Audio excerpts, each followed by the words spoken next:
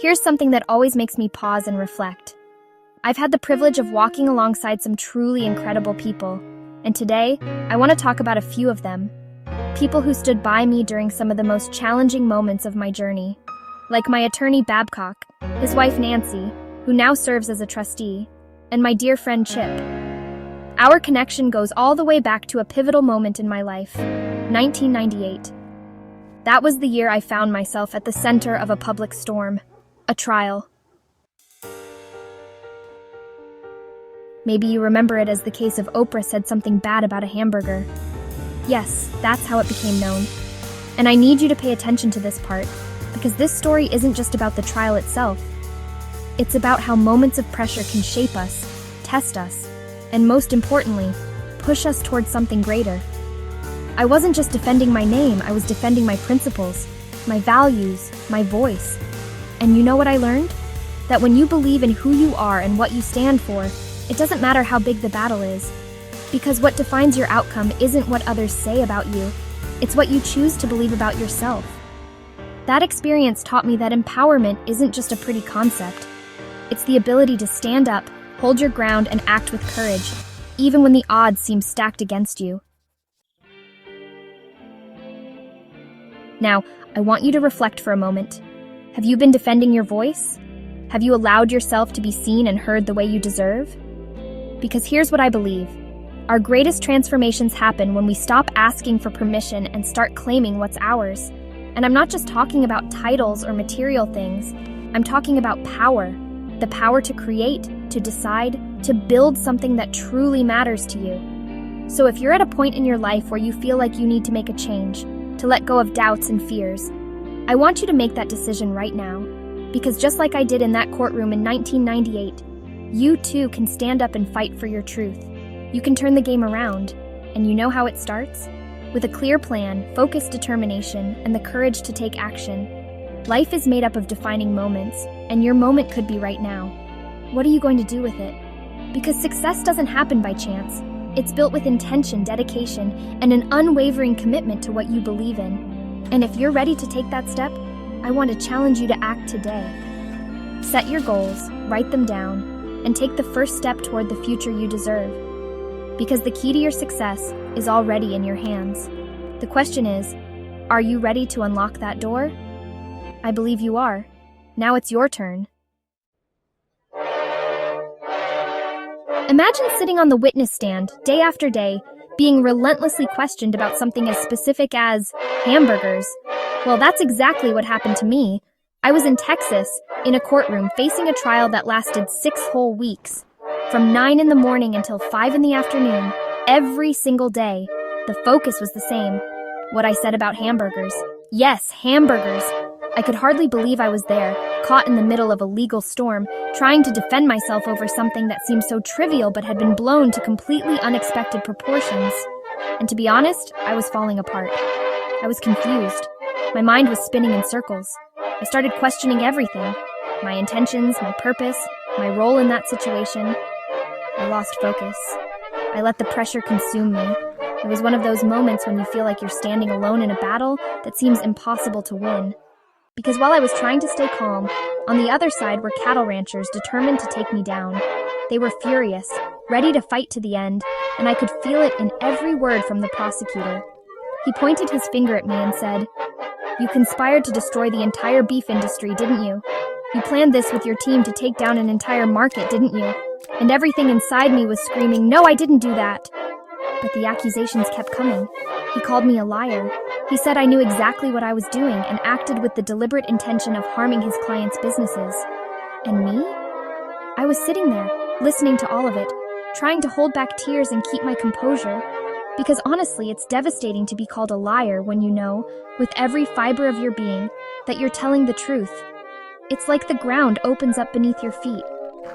I could feel each accusation like a punch, and the more he shouted and spit out words filled with anger, the more I felt the pressure build. But then, something shifted. In the middle of that storm, something inside me began to quiet down. It was as if, in the midst of the chaos, I found a small sliver of light. I took a deep breath and started to reconnect with myself. Because at the end of the day, I knew I had to calm down if I wanted to face it all. And that's exactly the lesson I want to leave with you. When everything around you feels chaotic, when accusations are coming from every direction, and you feel like you're about to fall apart, stop, breathe, calm yourself. Because it's in that space of calm that you discover your strength. I began to quiet myself. That became my prayer in that moment. Because you see, when you're in the middle of a storm, when the accusations start flying and everything feels like it's falling apart around you, the only thing you can control is your reaction.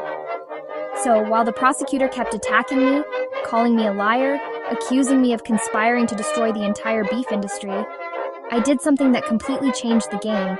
I stayed calm. The more he escalated, the calmer I became. And that calm wasn't just an act of resistance. It was a powerful reminder to myself of who I was and what I knew to be true. And then something curious happened. At the exact moment he called me a liar, something clicked inside me. I knew right then, in that instant, that it wasn't true. I knew I wasn't a liar. I knew I hadn't conspired against anyone. And when you know the truth about who you are, it doesn't matter what others say. They can yell, accuse, and point fingers, but none of that can shake what you know deep within yourself. And that's when I started to feel happy. In the middle of that trial, sitting on that witness stand, with all those people watching me, I had a revelation. I was discovering who I really was. And you know what's interesting? This kind of trial isn't exclusive to what I went through. At some point, all of us will face judgment in life. It might not be in a courtroom, but it could happen at work, within your family, or even inside your own mind. It could be a health crisis, a difficult relationship, or that inner voice that keeps telling you you're not good enough. But the question is, how do you respond when that happens? Do you let the chaos take over, or do you choose to be still and find your truth? Because what I learned in that situation is that truth has power. When you know your truth, it becomes your foundation. And no matter what the world throws at you, your truth is what will keep you standing. So here we are at the beginning of a new year, and I know many of you have made resolutions. Maybe you've promised to take better care of yourself, follow your passions, or finally chase that big dream. But before diving headfirst into all these goals, I want to suggest something different. I want to invite you to make a commitment to your truth. I want you to take some time to be still, to connect with who you really are. Because when you know that truth, nothing can stop you. And believe me, there will be challenges along the way. There always are. But when you're rooted in your truth, you don't just survive, you thrive. So here's the challenge I leave for you. Take a moment today, right now, to sit in silence and take a deep breath. Close your eyes and ask yourself, who am I really? Listen to the answer. Write it down if you need to. And then commit to carrying that truth with you in every decision, every challenge, and every victory that lies ahead. Because at the end of the day, what matters most isn't what others say about you. It's what you know about yourself. And that is what will set you free. I want to propose something that can truly transform your life. Loving who you are exactly as you are right now. Yes, right now. Before any changes, before any goals are achieved. Because of course, wanting to be the best version of yourself is important. Setting goals, creating intentions, and working toward growth are all part of the process. But here's the key point. Everything needs to start with a solid foundation, and that foundation is self-love. I remember being on the 2020 Vision Tour and stopping in Miami. I met a reporter who came to take photos with me, and after a few shots, she turned to me and said, "Oprah, the next time you see me, I'm going to be so much thinner." I paused, looked her in the eyes, and said something I deeply believe. The next time I see you, I hope you'll be as healthy as you can be in that moment, because right now, in this exact moment, you're already as healthy as you can be. And the next time, you'll be as healthy as you can be in that moment. It was a reminder for her and for all of us to be kind to ourselves. How many times have you tied your self-worth to something that hasn't happened yet? How many times have you looked in the mirror and thought you'll only be happy when you lose weight, land that job, or find the perfect relationship? The problem with this mindset is that it keeps us in a constant state of emotional debt with ourselves. We're always waiting for something to feel worthy, complete, and happy. But what if instead we decided today, right now, that we are enough? That we deserve love as we are? That we can grow and improve without criticizing ourselves along the way? Because here's the truth. Personal growth cannot be fueled by self-judgment. It needs to be fueled by self-love. When you love yourself now, even with all your imperfections, you create a safe space to evolve. You don't need to punish yourself to change. You need to inspire yourself to change. And that starts with accepting who you are in this very moment. Think about what you would say to a friend who's struggling. Would you criticize them, or would you support them? So why not offer yourself the same level of support and compassion? If there's one thing I've learned on my journey, it's that you will never achieve inner peace by attacking yourself. You will never build a happy life on a foundation of self-criticism. So the invitation I have for you today is simple. Practice kindness toward yourself. Look at who you are today and choose to celebrate that. Work to become your best version, of course, but do it because you love yourself, not because you feel like you need to be fixed. Have you ever stopped to think about the impact your thoughts have on how you see yourself?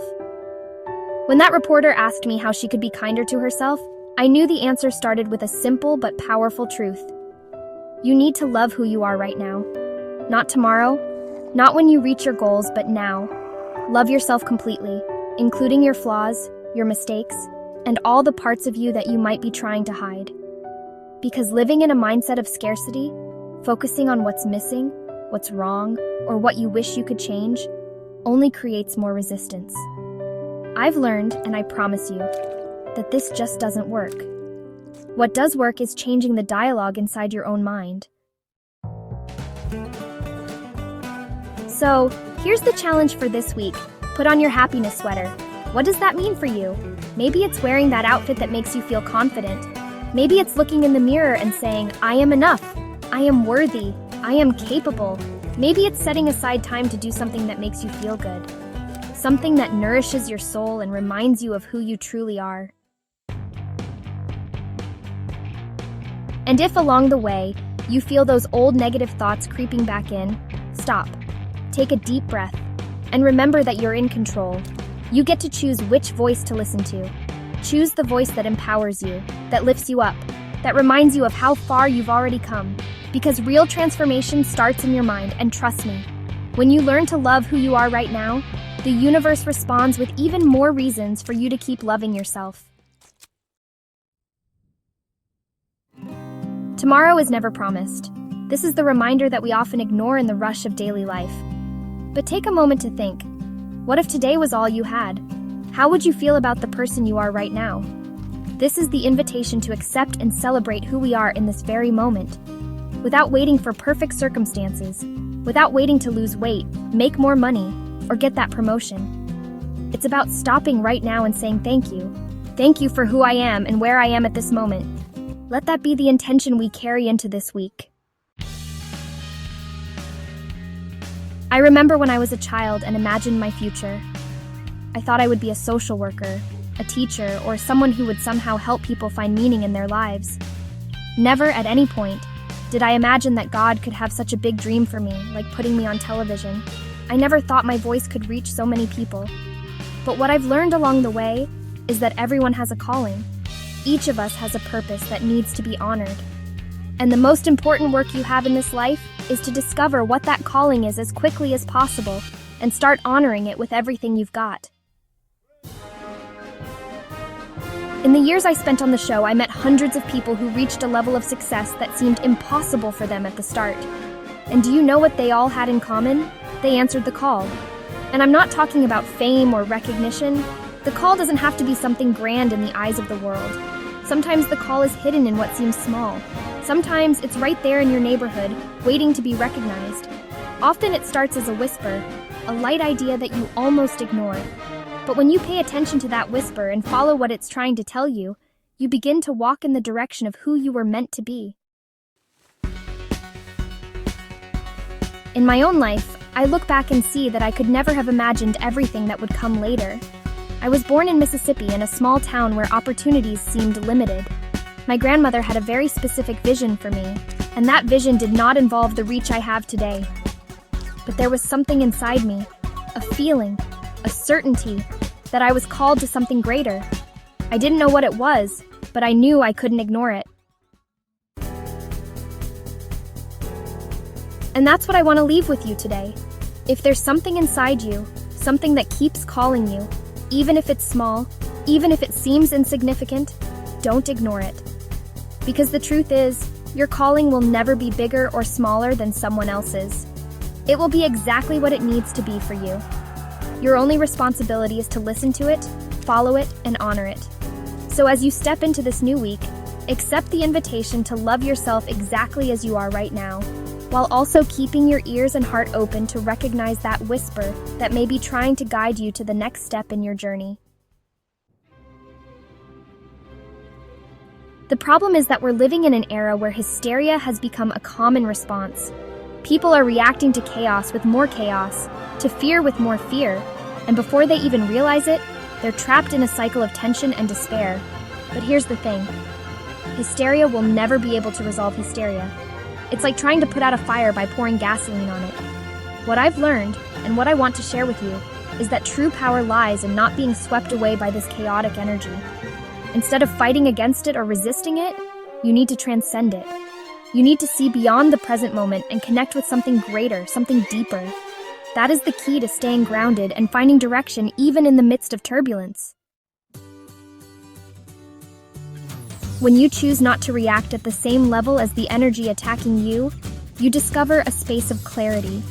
That space is where transformation happens. You don't need to fight back against trolling on social media, political divisions, glaring injustices, or the hatred that seems to be everywhere. What you need is to use all of it as fuel for growth, as motivation to rise above it all. Because, as Maya Angelou so beautifully said, you will rise. You will rise just like the sun and the moon appear every single day, with the certainty of the tides. That is the power that already exists within you. I know this path works because I've walked it myself. Being here today is no accident. Reaching this point in life required moments of deep reflection. It required resisting the pressure to react with anger and hysteria.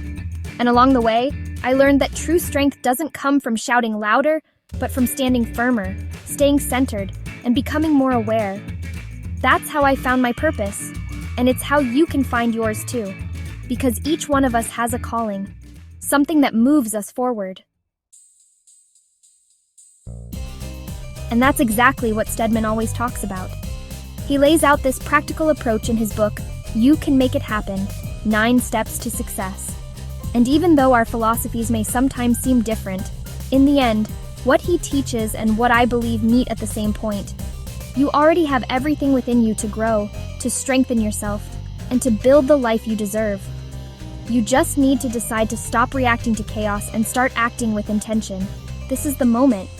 Use this opportunity to ask yourself, what's holding me back from rising to the next level? What can I learn from this situation to become a stronger, clearer version of myself? He always reminds me of that passage about how, without a vision, the people perish. And for a long time, I would respond by saying that I didn't have a detailed vision, that I didn't have a mapped-out plan to get exactly where I am today. I surrendered to what I believed was God's vision for me. That has always been my deepest belief, that God can dream a bigger dream for you than you could ever imagine for yourself. And I've lived my life based on that. But you know what? Today I believe having a clear vision is essential. I finally think Stedman was right all along, because in order to keep growing, to keep moving forward, you need a direction, something to guide you. And I realize now that this vision needs to be bigger than just myself. One of my biggest goals has always been to use my platform, my television show, as a space to create real transformation in people's lives. And I think we've managed to do that in so many ways.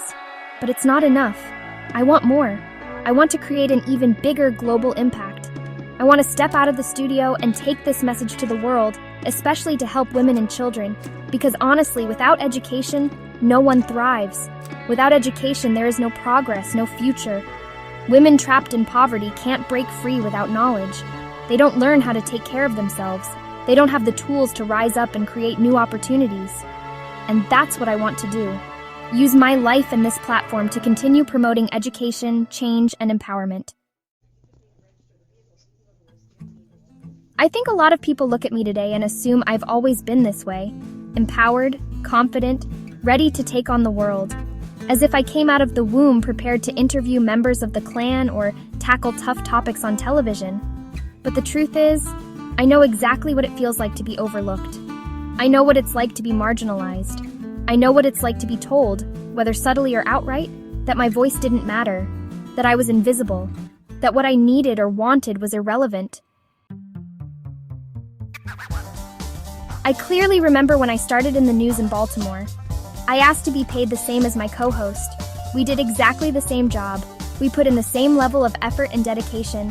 And deep down, I believed that being fairly compensated was the least I could expect. But I was ignored. I was underestimated.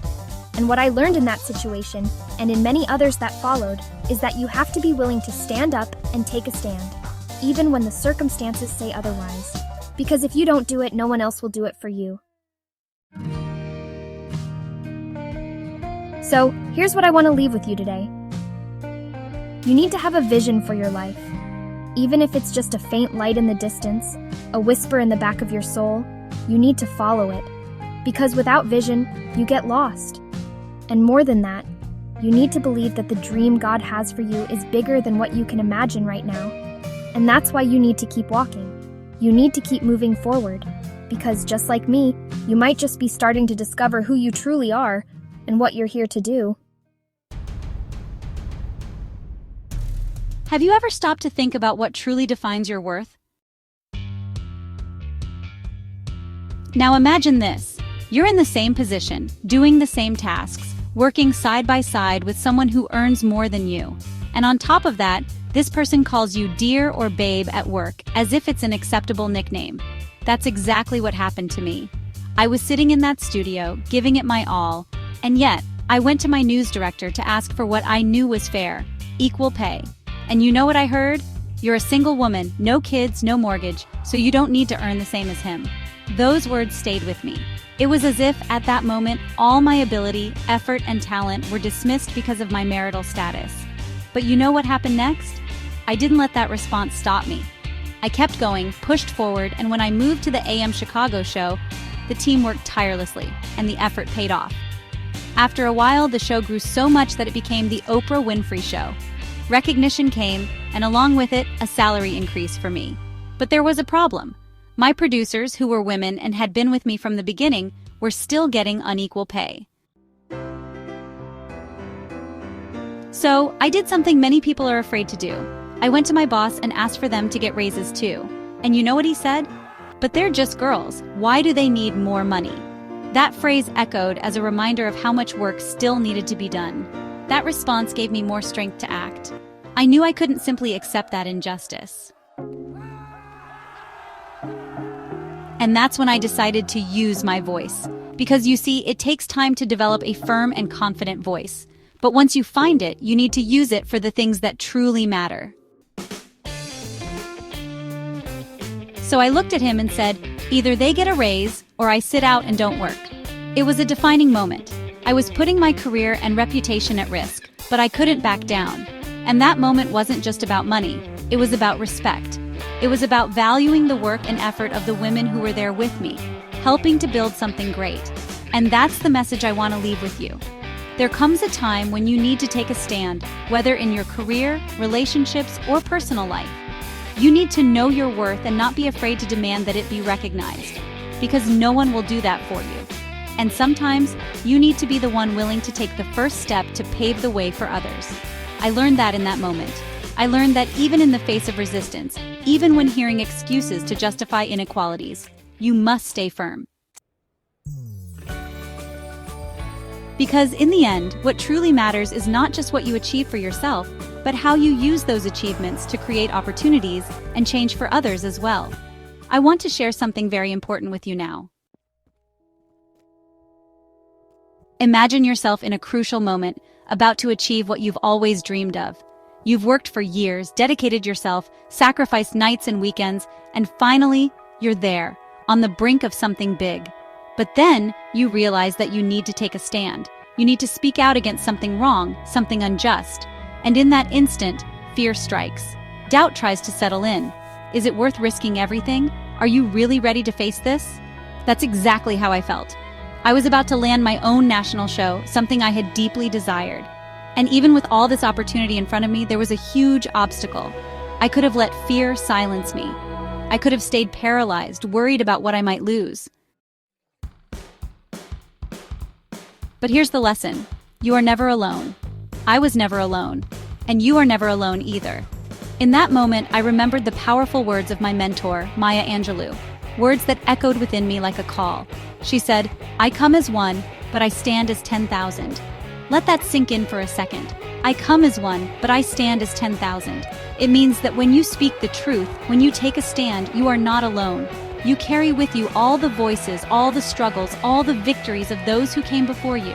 You lean on the strength of those who paved the way for you to be there. And that awareness transforms everything, because suddenly you realize that the weight of that decision, that courage, is not yours alone. It is shared. It is supported by something much greater. And the most powerful thing about all of this is that this voice within you, this strength that drives you, is always present. Even when you feel like you have nothing left to give, even when the pressure feels overwhelming, it's there. The voice of truth, the voice of courage. That's why in that moment, I knew I couldn't back down. I knew I had to honor all the people who inspired me, all the women who fought before me, all the voices that echoed within me. And it's that same voice I want you to hear today. Because whatever your challenge is right now, you need to remember that you are not alone. You come as one, but you stand as 10,000. There is an invisible army supporting you. So I want you to think about this right now. What area of your life do you feel you need to take a stand in? Where do you feel you need to speak up, take action, or make a decision? Maybe it's at work. Maybe it's in a relationship. Maybe it's with yourself. To finally stop diminishing yourself and start recognizing your true value. Wherever it is, know that the courage you need is already inside you. And more than that, it's fueled by the strength of those who came before you. Take a deep breath and tell yourself, I am not alone. I have never been alone, because that is the truth. And when you internalize this, when you truly believe it, you'll find that you're capable of facing anything. And here's the final point I want to leave with you. When you take a stand, you're not just changing your own life. You're paving the way for others as well. You're creating space for others to feel brave enough to do the same. You're lighting a fire that goes far beyond you. So instead of asking yourself if it's worth it, ask yourself what you're willing to stand for. What are you willing to protect? Because I promise you, the moment you decide to stand up, you'll realize that the world has been waiting exactly for this from you. So go ahead, come as one, but know that you are accompanied by 10,000. Empowerment is not something that simply appears overnight. Like any real and meaningful change, it is built with consistency, patience, and determination. It's like building a bridge, brick by brick, step by step, until finally you have something solid that can bear the weight of your dreams and ambitions. And here's the truth. It's never just one grand move or one brilliant moment. It's the small daily steps, the seemingly simple decisions that repeatedly prove that transformation is possible and that you are capable of shaping the life you want to live. Many people today are obsessed with building a personal brand. They talk about branding as if it were the ultimate goal, as if being seen were more important than being authentic. I hear young people on social media worrying about how they're being perceived, how their lives are being displayed, and I always think of this as a focus that can distract from what really matters. Because I've also heard the word brand associated with me, and I'll be honest, at first it bothered me. I grumbled when people said, "You've built a powerful brand," because the truth is, I never thought about building a brand. It was never about that for me. It was about making the right choice, the best decision I could at that moment, repeatedly. And that's what creates a solid foundation, not an empty brand, but an authentic base built with purpose and integrity. So if you're concerned about how people see you, if you're spending more time thinking about perception than action, maybe it's time to shift the focus. Because true power comes from the choices we make when no one is watching. It comes from the courage to keep moving forward, even when the results are not yet visible. True success isn't a brand. It's a reflection of the decisions you make every day to stay true to who you really are. So, let's get straight to the point, because what I've learned after spending 25 years sitting in that chair interviewing people from all walks of life and stories is something that goes beyond words. Deep down, everyone just wants to know, was it okay? That question asked so many times isn't just about performance. It's about being heard. It's about being seen. It's about knowing whether what was said made any difference. And this need isn't just mine or yours, it's universal, because each of us at the end of the day wants to feel understood, valued, and that we've made a real impact. And that's why every conversation, every argument, every exchange of words carries this unspoken desire. Did you hear me? Did you see me? Did what I say mean anything to you? And this is the key to all human connections. When you truly listen to someone, when you validate the time and space that person shares with you, you are saying, without words, you matter. This transforms superficial interactions into meaningful moments. And this isn't something that only happens in front of the cameras. It's about life. It's about how the way you listen can create stronger, more authentic bonds. And yes, it's easy to say this after years of interviews, but the truth is, no matter who you are or where you are, this desire to be recognized is what drives all of us. Now, I'm not here to minimize the importance of material achievements. I know it's easy to say things don't define you, especially when you already have many of them. But here's what really matters. When you can let go of the obsessive desire for things and start focusing on your purpose, that's when true transformation happens. It's at that moment that you begin to live in alignment with something greater than yourself. You start living in the space of your highest power, the one that was made just for you, from the moment you arrived here. I remember exactly when this understanding started to form within me. It was 1984. I was sitting on the bed, reading the New York Times review of The Color Purple, and something in that text caught my attention. I knew I had to read that book. I got out of bed, still in my pajamas, put on my rain boots, and went to the bookstore to buy a copy.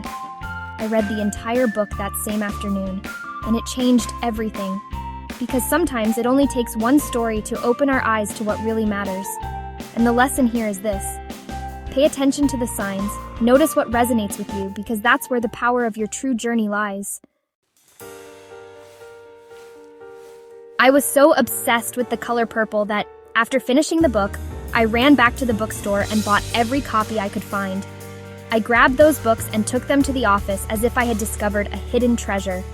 I told everyone, "You have to read this book. Oh my God, you have to read The Color Purple." At that time, I didn't have a book club to share my excitement, but I didn't let that stop me. I simply started handing out the books to anyone who crossed my path. I needed other people to feel the impact of that story as much as I did. And then something changed. I started hearing rumors that someone was making a movie based on the book. That news moved me in a way I can't even describe. But here was the problem. I didn't know anyone in the film industry. I had no connections, no idea where to start. At that moment, I was hosting the AM Chicago show, and the idea of stepping into Hollywood seemed like a distant dream. But I didn't let that stop me. I started praying. Literally every day I would ask God, please help me find a way to be part of this movie. And I wasn't asking for anything extravagant. I just wanted to be there in any way I could. I would say, Jesus, I don't even need a speaking role. If you'll let me be the best girl, carrying the scripts, getting water for the actors, anything. I just want to be part of this. And I kept praying. So, as if it were fate, Quincy Jones came to Chicago. He was in town for half a day because of a lawsuit against Michael Jackson. Someone was claiming that Billie Jean had been stolen, and Quincy had to fly in to handle it. But it was during that brief window of time that everything changed. Quincy was in his hotel, just out of the shower, and the TV in his room was tuned to AM Chicago. And there I was, on the screen, with my Jerry curl hairstyle and my energy. It was in that moment that Quincy looked and said, "I think I just found Sophia." The next day, I got a call from Reuben Cannon, the casting agent. He said, "I'm calling about a movie called Moonsong. Would you like to come in and audition?" And I thought, Moonsong? I wasn't praying for Moonsong. I was praying for the color purple. But Ruben insisted, I think you should come and audition. So I went. The funny thing is, people in the film industry love to keep secrets. Steven Spielberg didn't want anyone to know he was making the color purple. So they disguised the script with another name. On the cover, it said Moonsong. But I wasn't fooled for a second. As soon as I opened the script, I recognized every line. I knew all the words. I looked at it and thought, Jesus, this is the color purple. In that moment, I knew that this was my chance. I went to the audition feeling like everything had been guided by something bigger. Because when you desire something with all your heart, when you commit to the purpose and trust the process, the right doors open. Not only did I get the role, but I also understood the power of believing in yourself, of chasing your dreams, and of trusting that, even when you can't see the path clearly, God is already preparing everything behind the scenes. Just imagine, they didn't want me to be just the water girl or the production assistant. They were offering me a real role in the movie. I was frozen. My first reaction was, prayer works. But of course, nothing is that simple. 3 months had passed since that magical moment. 3 whole months. I auditioned in February, and by May, I still hadn't heard a single thing. The silence was deafening. That's when I decided to call Ruben Cannon. With all the humility in the world, I said, Mr. Cannon, I'm sorry to bother you, sir. I haven't heard anything yet, and I was hoping to have heard something by now. And that's when reality hit me like a punch in the stomach. He responded, You don't call me, I call you, and I haven't called you, understand? That firm and direct tone landed on me like a verdict. After that, he mentioned that real actresses were auditioning. Real actresses. He even told me who had just left his office. That's when I knew. I wasn't going to get the role. The door that had seemed so wide open was, in fact, closing right in my face. I hung up the phone and started to cry. But it wasn't just any cry. It was the kind of cry that comes from a deep place, from someone who feels like their dream is being ripped away right before their eyes. And then came the guilt. I looked in the mirror and thought, this is it. The fat has finally caught up with me. It's finally reached me. My mind started spinning and I went into emergency mode. If the problem was my body, I was going to fix it. In 2 weeks, I would be at a weight loss farm, 25 pounds lighter. That's what I was going to do. I'd drink all the green juices in the world, fast, do colon cleanses, whatever it took. In the meantime, my mind wouldn't stop. I was trying to find answers. I went to the track at the farm, but it felt like I was running away from my own thoughts. And it was during those laps, running alone, that I started talking to God. I said, God, I don't understand. I thought this was meant for me. I felt it in my heart that it was meant for me. And then I remembered a detail that seemed like a sign. In the audition, I had done a scene with a character named Harpo. Harpo, my name backwards. This couldn't be a coincidence. I was convinced it was a divine sign. But there I was, running on the track, trying to accept the fact that maybe that role wasn't meant for me. Trying to understand why it felt like God had led me to this point only to take it all away at the last second. And still, even with all that doubt, I kept running, kept praying, kept trying to make peace with the situation. Because deep down, I still believed something bigger was coming. I just didn't know what. Imagine this. You're running around a track trying to leave behind that emotional weight that seems to have glued itself to your soul. It's raining. The kind of rain that makes the air heavy, as if the sky is crying with you. But you don't mind, because you're praying. You're there with an open heart, asking God to help you let go of this burden, to let it go. But as you run, you start to hear a strange sound, a noise that echoes through the track. You look around, but you don't see anyone. And then you realize, it's you. It's the sound of your own thighs rubbing against each other. And in that moment, something inside of you collapses. You start to laugh and cry at the same time. Because despite the sound, despite the rain, you know you need to keep going. You need to move forward, but you can't stop thinking, God, help me let this go.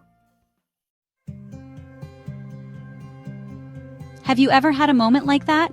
That instant when you're trying so hard to release something that seems impossible?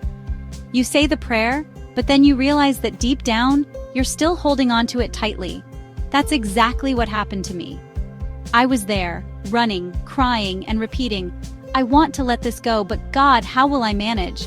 How will I move forward if I still have that watching someone else in the role I prayed so hard to get? And then, in the middle of that rain, on that empty track, I reached my limit. There was nothing more to do, nothing more to say.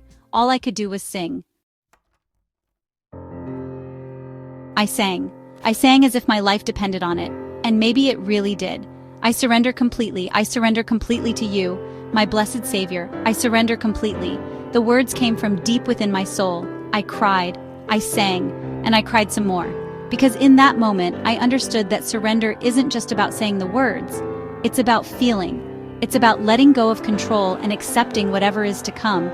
And I sang until that feeling of inner struggle began to fade away. But here's the hardest truth of all. Letting go isn't just about accepting loss. It's also about being able to bless the person who ended up with what you wanted so badly. I knew I needed to reach that point. I needed to not only accept the outcome, but truly wish the best for the other actress, whoever she was. So I kept singing. I kept surrendering until I could say, with an open heart, I bless you. I bless you. I bless you with this. And it was at that moment that everything changed. Because when you truly let go of something, when you stop fighting, stop resisting, stop trying to control every detail, something magical happens. You make space.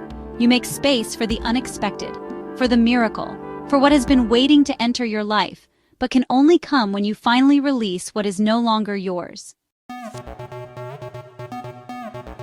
So, if you've ever felt the way I did that day, caught between the fear of losing and the hope of winning, maybe this is your answer too. Sometimes the greatest act of faith is not continuing to try, but knowing the right moment to stop and say, I surrender completely, because it's in that space, in that moment of true surrender that things begin to happen. And that was exactly how my story started to change.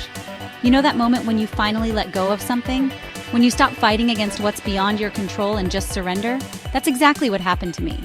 And let me tell you, the instant I let it go, the moment I took the weight off my shoulders, released the obsession, and surrendered everything to a power greater than I could ever understand, something incredible happened. I'm not exaggerating. It was almost immediate. It was as if, the moment I stopped holding onto it so tightly, the universe decided to surprise me. Suddenly, a woman came running out of the cafeteria, and she was screaming. It wasn't just any scream, it was urgent, it felt important. And do you know what she screamed? She screamed my name, Alfred. Yes, Alfred. Now let me tell you something funny. For 10 years, no one could pronounce my name correctly. No one. So when she shouted, I thought, what? Wait, is she really calling me? And before I could process it, she continued, Alfred, someone is on the phone for you. At that moment, time seemed to stop. There I was, soaking wet from the rain, still a little shaken by the prayer I had just made. I ran to the phone. I picked up the receiver and heard a voice that changed everything. Hi, this is Steven Spielberg. Now, let's pause here because I need to tell you how I felt in that moment. I didn't know whether to laugh or cry. All I could think was, wait a minute, Spielberg? Steven Spielberg? Is this for real? And he continued, I heard you're at a fat farm. Folks, at that moment, my soul froze. I said, no, sir, it's a health retreat. Trying to keep my composure, right? Then he dropped the line that still echoes in my head. I'd like to see you in my office in California tomorrow. Tomorrow. Now imagine this. I was there in Wisconsin after spending weeks running on the track and praying to forget about that role. And out of nowhere, Steven Spielberg calls me to meet him the next day. But it didn't end there. Before hanging up, he said something that left my heart in my throat. If you lose 1 pound, you could lose the role. I was paralyzed. Lose 1 pound? Me? Of all people, the one who was on the farm trying to lose weight? So let me tell you what I did. I wasn't going to take any chances. I packed my bags that night, but before leaving, I made a strategic stop at Dairy Queen. I got 3 scoops of ice cream. Yes, 3. Because in my mind, if I had lost any weight during those days, that ice cream would make sure I gained it back quickly. There was no way I was going to lose that roll over half a kilo. No way. And there I was, the next day, sitting in Steven Spielberg's office. And all I could think was, is this really happening? But you know what? I was only there because the day before, I decided to let go. I decided to stop fighting against something that was out of my control and surrendered everything to a higher power. And that's what I want you to take from this story. Sometimes what you want most only comes when you finally let go, when you trust. When you stop worrying about what could go wrong and make space for what could go right. Because on that day, everything started to go right. And maybe, just maybe, this is the sign you've been waiting for to let something go as well. Imagine this. You're in Steven Spielberg's office. He looks you in the eyes and says, "You're hired!" Those words sound like music, but their impact goes far beyond just a job. Because in that moment, I understood something that changed everything. Not just in my career, but in my life. I realized the power of truly noticing another person, of making them feel seen, heard, and that what they said mattered. And this, I promise you, is the greatest gift you can give someone. More valuable than any amount of money. More powerful than any title or achievement. And this isn't just theory. During the years I hosted the Oprah show, this lesson proved itself time and time again. After every interview, whether I was talking to a politician like Barack Obama, Joe Biden, or George Bush, or with artists like Beyoncé, everyone, without exception, asked the same thing at the end. How was it? Did I do well? And this intrigued me. I could be talking to world leaders, music icons, or even a father who had committed a horrible crime. But everyone wanted the same validation. They wanted to know if they were seen, if they were understood, if what they said made any difference. And I started to notice something even deeper. This need isn't exclusive to famous or powerful people. It's part of our nature. Deep down, we all want to be heard. We all want to feel like we're not invisible, that we have value. And this made me completely rethink the way I view relationships, conversations, and even business. Because the truth is that financial success and personal growth are directly linked to your ability to create real connections. When you learn to make someone feel seen, you build trust. And where there is trust, there is opportunity. Now let me ask you a question. When was the last time you truly stopped to listen to someone? And I'm not talking about listening just to respond or disagree. I'm talking about listening with intention, with attention, with purpose. When you learn to do this, you unlock a level of influence that few people have. You become the person others want to follow, the one they want to work with, the one they want to buy from. Because you're not just another voice, you're someone who understands. Now I challenge you, try an experiment today. The next time you talk to someone, instead of talking about yourself, ask, "How was it?" Listen to the answer. Show that you truly care. Then come back here and tell me how it changed the conversation. Because I bet, and I'm betting big, that you'll be surprised by the impact of this simple shift. Want more practical tips like this to grow in life and business? Subscribe now and keep following. The next step in your growth journey starts here.